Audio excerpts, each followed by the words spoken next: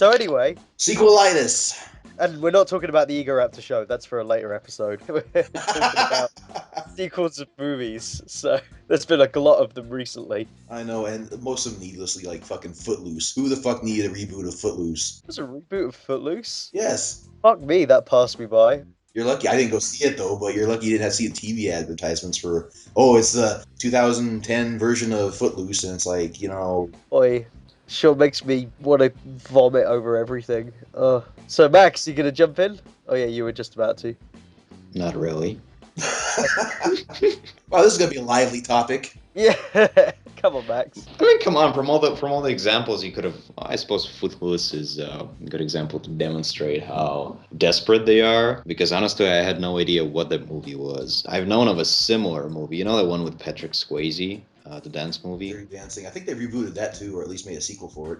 Oh, for fuck's sake! Yeah, seriously, they do that to every fucking 80s movie. No joke. Every single 80s movie they just rebooted just for the fuck of it. Around the 80s was like when filmmaking was at its most like unique. I mean, you got like Indiana Jones and later Star Wars and, you know, some of the most iconic movies of all time. And here they are rebooting all of them just because they want to make a quick buck. I think the thing about those movies was that what they did was, you got to remember before that we had a bunch of guys who were massive film buffs, which you don't necessarily have now in the same way. A lot of people tend to be very selective about their era of cinema. And I think it's really interesting that back then you got these big massive movies which were essentially amalgamations of all these movies that had come out like way further in time. Indiana Jones was an amalgamation of past adventure serials, right? Exactly, yes. These days, however, we've got lots of hacks who are trying to show homage to those tours of the past. Like, I forget who did this, but there was last year, I think, a remake of Straw Dogs. Some Peckinpah's Straw Dogs, which totally missed the point of the original movie because it made the mistake of actually glorifying violence. So here you have one of those sociopaths completely missing the point and tempering with original great movies just for the sake of inflating their egos, jerking off, whatever. Sometimes it works, sometimes it doesn't. True. I mean, Mark Kermode was the one who said, if you really hated a movie, or if you had a movie that was not quite as perfect as you wanted it to be, that's the movie you remake. And of course, that's what happened with True Grit. I feel that's sort of what happened with the animated version of Metropolis, which I was telling you guys about before. That takes the silent movie and like expands it a billionfold. That's also what happened with Dredd, because the original Sylvester Stallone movie was so close to the original, comics. Watching Rocky and Deuce Bigelow in... In the future. Future Bigelow. Jesus fuck. Deuce Bigelow is the law. But what I was going to tell you guys is the reason that all these 80s franchises are coming back and mainly being there is not just because of, I guess we could say, Arrested Development, but it's actually, and I learnt this last week, licensing. I thought that was going to be the fucking reason. Exactly. You make a reboot of Die Hard, you get to keep the license going. That's the only reason we have sequels of Die Hard rather than reboots at the moment. Because the people who own the license and franchise, I think they're very worried about letting go of Bruce Willis. So that's why they're constantly pumping out sequels. Because the minute they stop, a reboot gets made. It's the same way with the Marvel movies. Like, the studios have to keep making movies based off a certain IP, otherwise they lose the IP. Exactly. That's exactly the situation. Goddamn. Okay, it's understandable with big franchises like Die Hard or Fast and the Furious. For a minute there, I thought you were going to say Big Trouble in Little China. I was like, there's a franchise nobody's rebooting. But yeah, continue. Sorry, Max. It's understandable with big franchises like Die Hard, Fast and the Furious, Paranormal Activity, because that fucking franchise can never die. Superhero movies, again, those bring in the big bucks. But what about, like we mentioned earlier, remakes of Dirty Dancing, all those 80s rom-coms that nobody and they're actually... Dirty Dancing was the first thing that came to mind.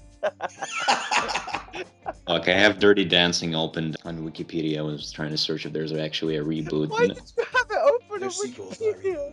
No, it's a sequel / reboot / I don't have a clue what this is. Dodge my question, you closet f***. Why did you... And of course by that you mean cigarette, right?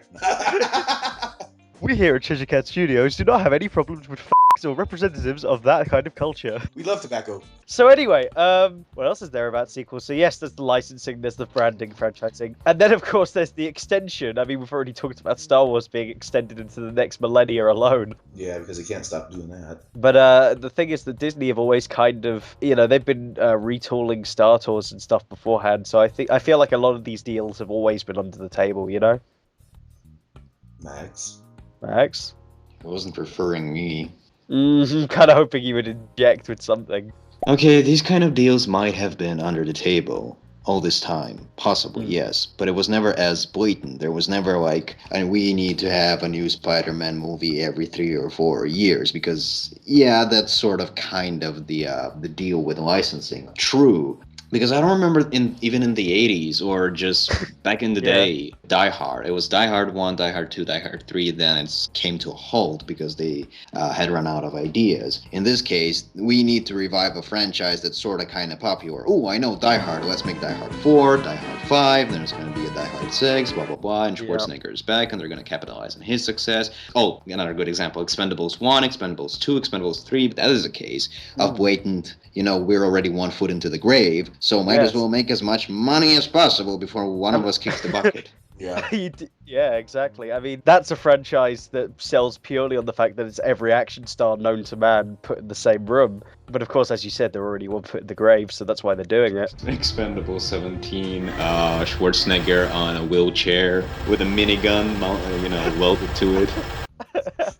Jean-Claude Van Damme's like 16th twin brother. Did you guys hear that in the next Expendables they wanted to bring Jean-Claude Van Damme back as like this evil twin because they killed him in spoiler, they killed him in Expendables 2, but then they're like, we really want him back for Expendables 3, so we're gonna make him a twin brother. It's like soap opera. What is this fucking Dr. McNinja? Oh my god. They were also planning to make a spin-off with an all-female cast, so...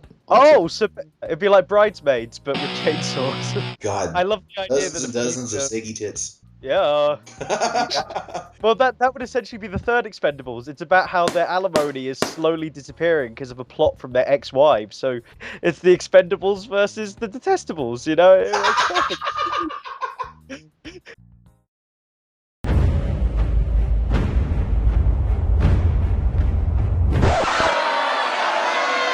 Oh, shut up. This is the last two-parter. We promise.